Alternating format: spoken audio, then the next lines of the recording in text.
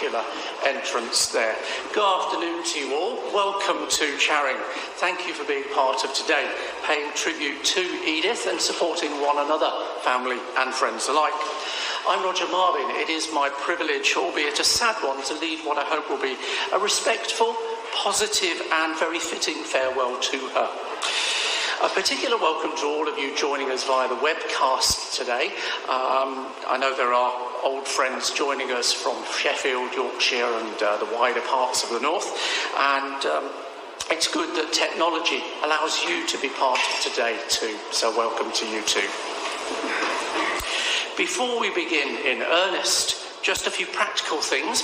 If you haven't checked your phone, please do that now. It's good to know that donations in Edith's memory will support the work of Marie Curie and I think the World Wildlife Fund as well, both causes close to Edith's heart. There is a collection box outside afterwards if you want to make use of that, or you can donate online via the funeral director's web pages and talk to the funeral director outside if you need to know about that. I do hope that you'll all know you're very welcome at the family house back in Littlestone after the service, and I hope a good number of you will be able to go and continue celebrating Edith, an important and integral part of today, where you can share so much more during the rest of the time that you spend together. As well as coming to say farewell, we have, of course, come to remember and reflect. So let's do that now. We have some very personal tributes from Edith's children shortly. But first, a wander through Edith's story. And I'm very grateful to Brian for the notes he gave me in order to write what you're about to hear. And I hope, as you listen, lots more will come to mind. Let's see. The story begins in Sheffield on November the 13th, 1933. Edith was one of Harold and Edith's 8 children. Her sisters Kathleen and twins Susan and Anne, and brothers Harold, John, Bob and Ralph. Schooling at the time was sometimes at various houses, as schools were still being built with not enough teachers to go round. And of course, for the larger part of Edith's schooling, there was a war on. With so many siblings and only 3 bedrooms to go round, Edith lived with her grandmother, who had a large 4-bed house on Wolf Road. She was at number 19, and young Brian lived 50 yards away, across the road at number 22.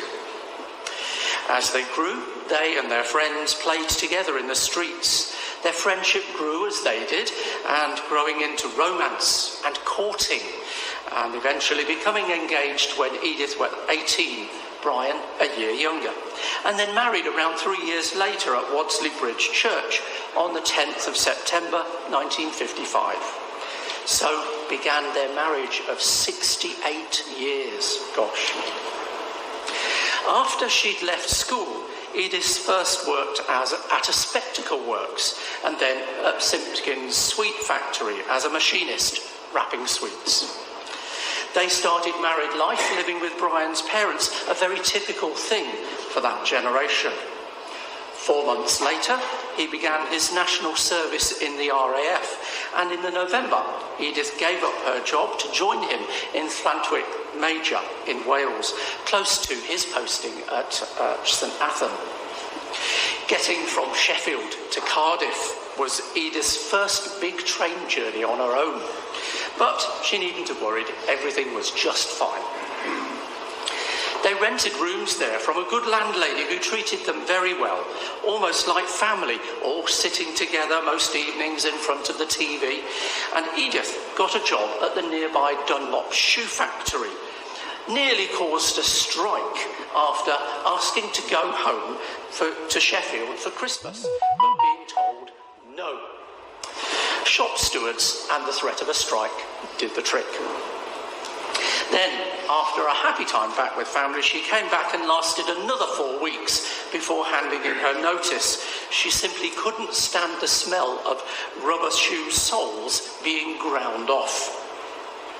Her next job in a baker's shop, by comparison, must have smelt like heaven. It was a happy time for them both in Llantwit.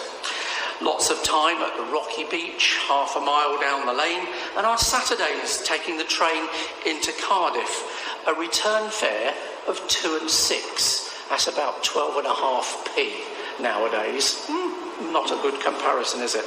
But they would stroll around the shops and markets and see a film at one of the many cinemas.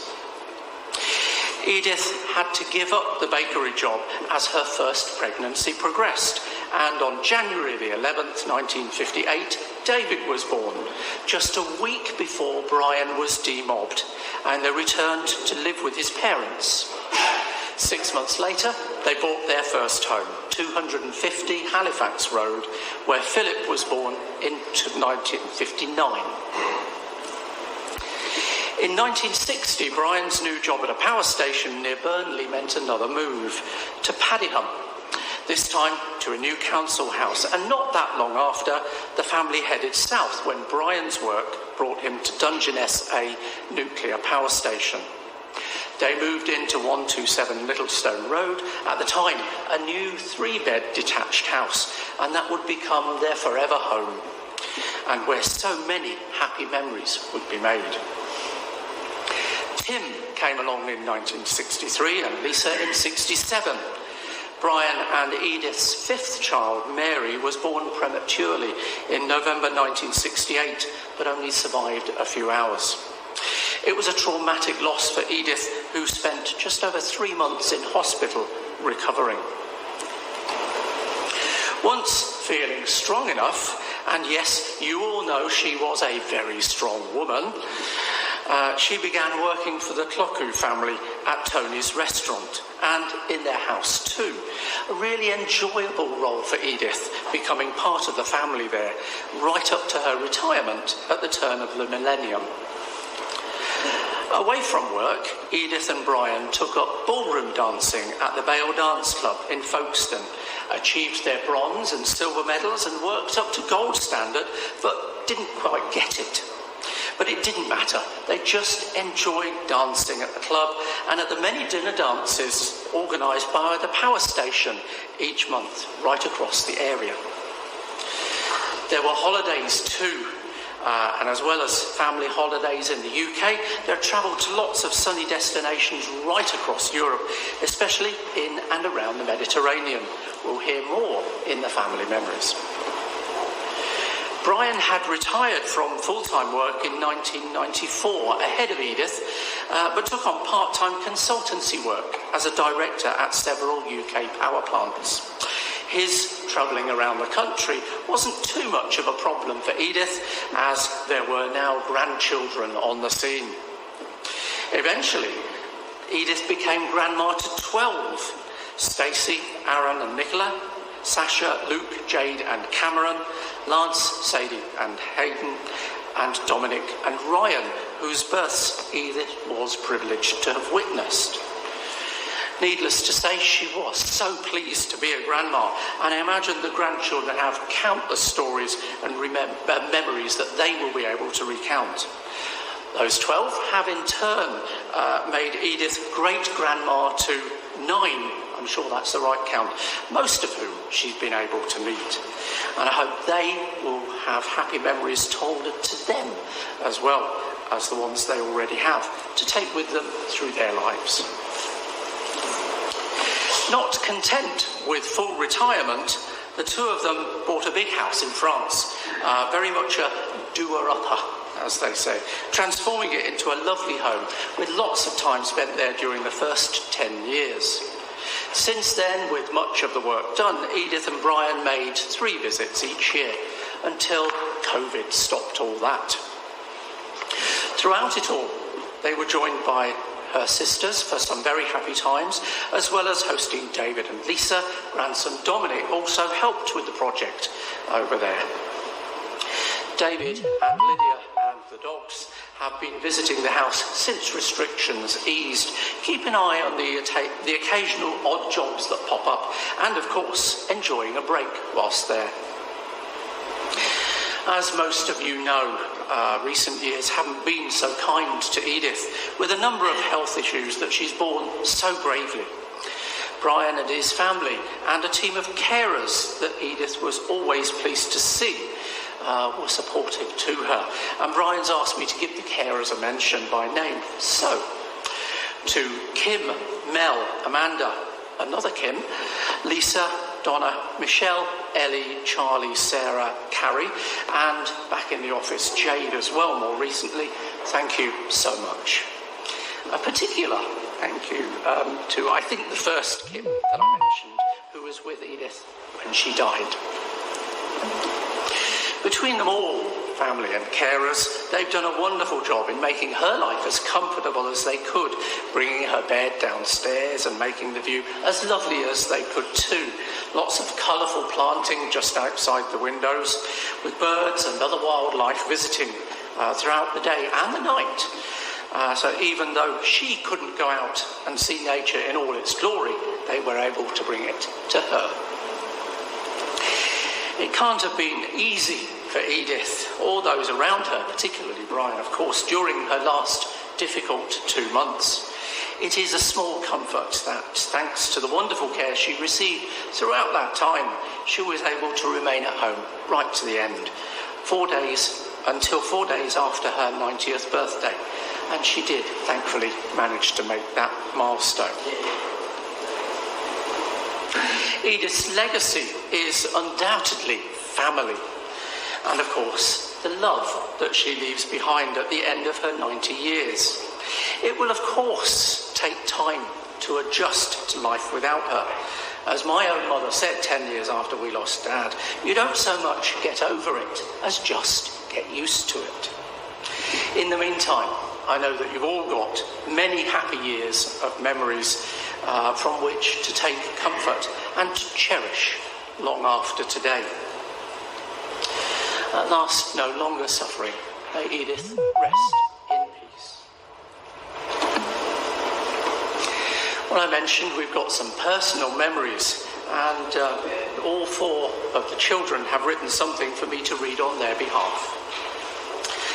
David writes a few words, he says. As Edith's eldest son, just a few words from me to thank my mother for bringing me into this world and giving me and my brothers and sister the best childhood a family could possibly wish to have. Holidays abroad were something I remember with great fondness, especially those at La Fosca on the Costa Brava. Mum was a great sun worshipper, and I remember the smell of lemon-scented olive oil, which Mum would use as sun lotion. It just adds sun protection factor what? Yes, SPF 0, I would imagine. Mum was always a worker, he says, and wanted to do something throughout her life when she was able to. I think she imparted this work ethic to us, her children. He finishes by saying, Mum, you have now left this world, but you'll never be forgotten and will always be in our hearts. Love you, Mum. Philip's words are entitled, My Mum. When I look back over many years now, he writes, being loved and cared about is everywhere in those years. Many memories of following Mum round the house as she did her cleaning, me aged 3-ish. Strange child, he adds. Being loved and nursed through a very bad bout of croup at 5 years old. A special school trip to Chessington Zoo, me and my mum, a special day, and I've never forgotten that. Bonfire nights were a big thing in our family. Lots of food and my mum's special homemade toffee with the addition, yummy. Family holidays in Spain. Camping as a family, a very special thing as you all have to be involved and pull your weight. Another special holiday most years was Christmas in Sheffield. Very special seeing all the family. On Christmas evening, everyone came to my grandma's house. It was wall-to-wall family, he says. My teen years were filled with girlfriends.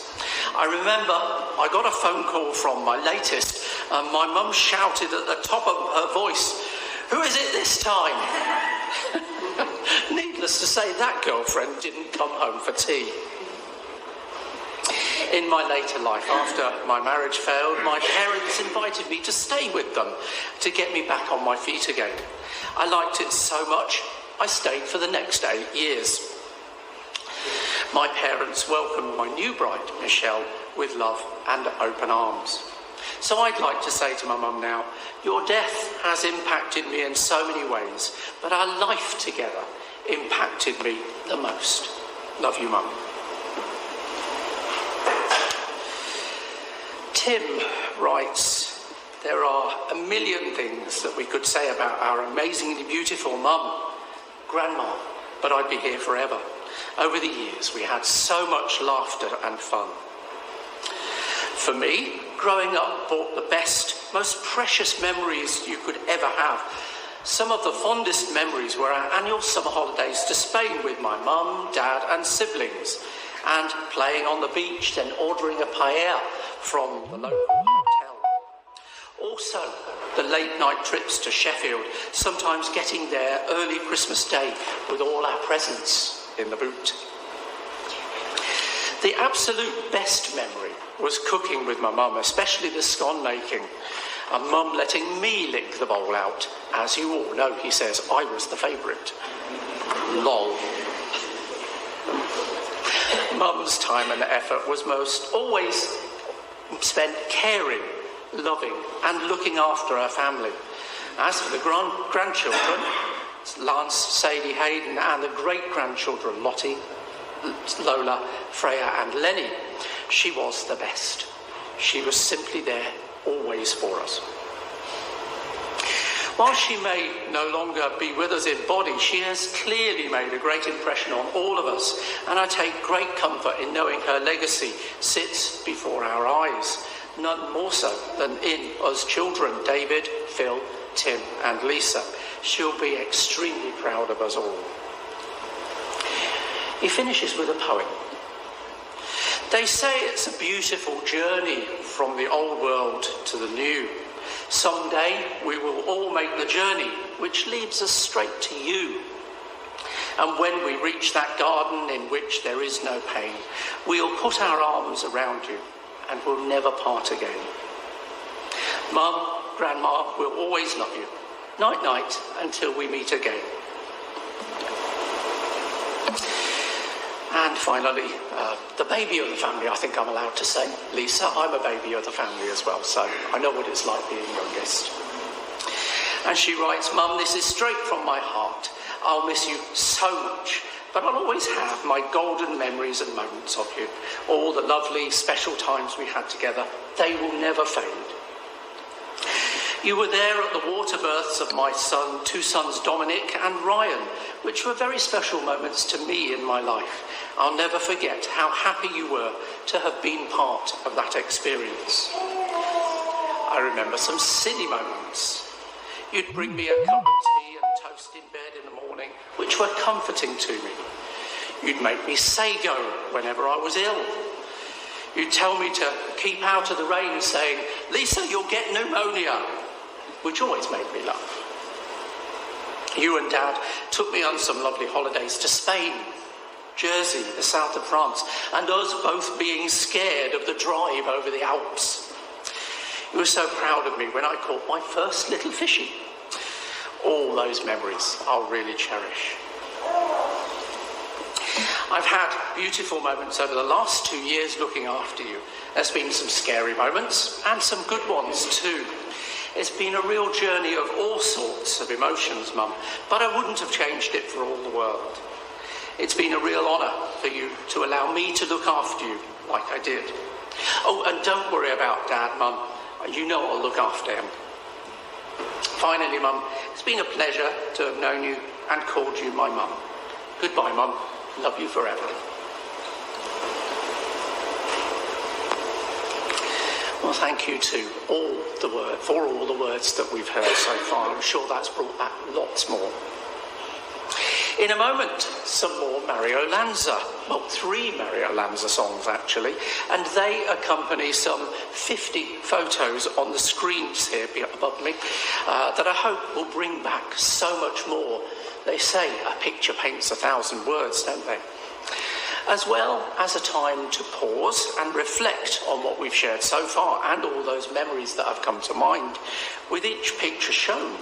For those of you with your own faith or belief, this time is also an opportunity to hold Edith in personal prayer in the silence of your hearts, should you wish to do so.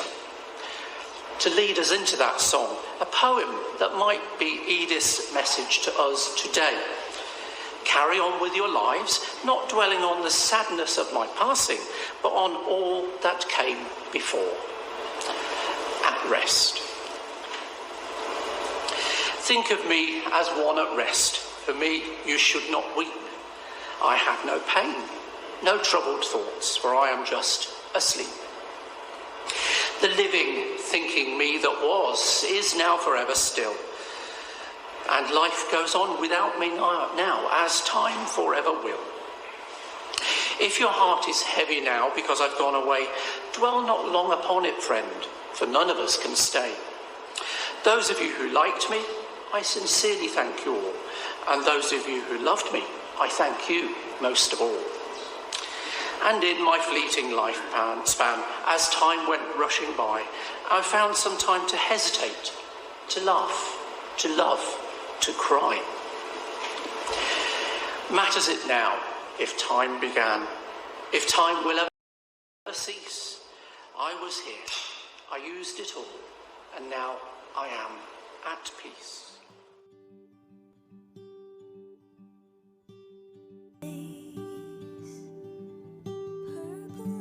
You always have the perfect way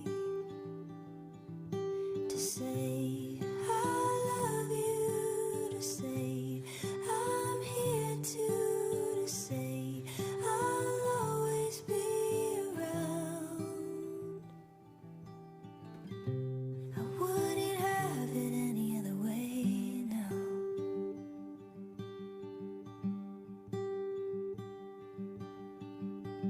I see the world you're carrying.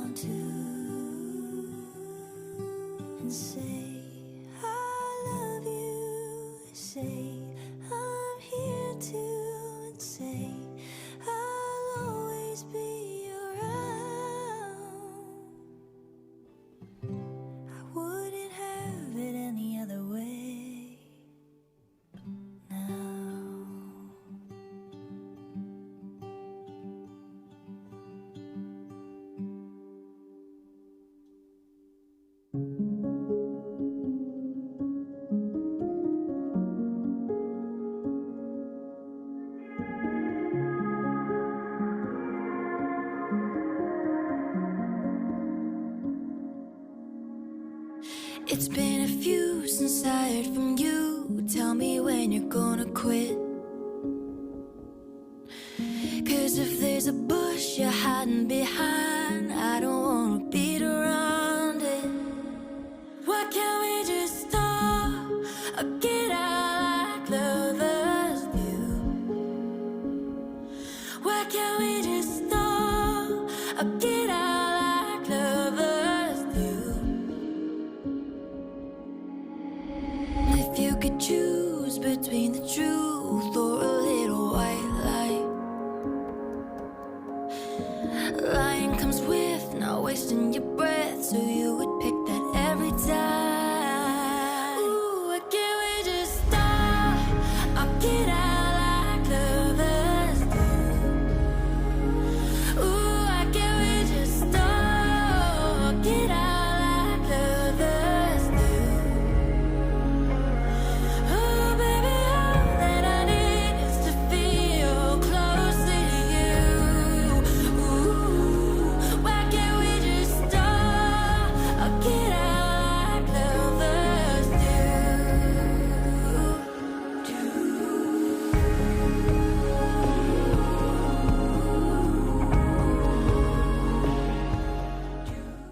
Sleep, sleep, easy.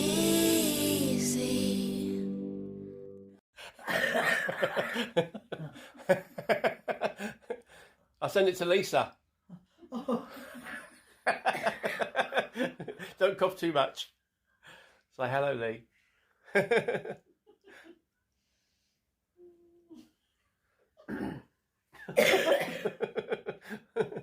Sleeps on my chest. Yeah, Yeah. it's good. Rest, rest in peace. Will. And we have a cake for you, and we're going to cheers to you. So happy birthday, brother. Happy birthday! Happy birthday to you! Happy birthday to Grandma! Happy birthday to you! Hooray! Hooray! Hooray! One more.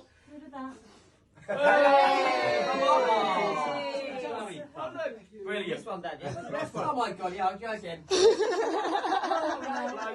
Blow. Clear. Blow. Hey!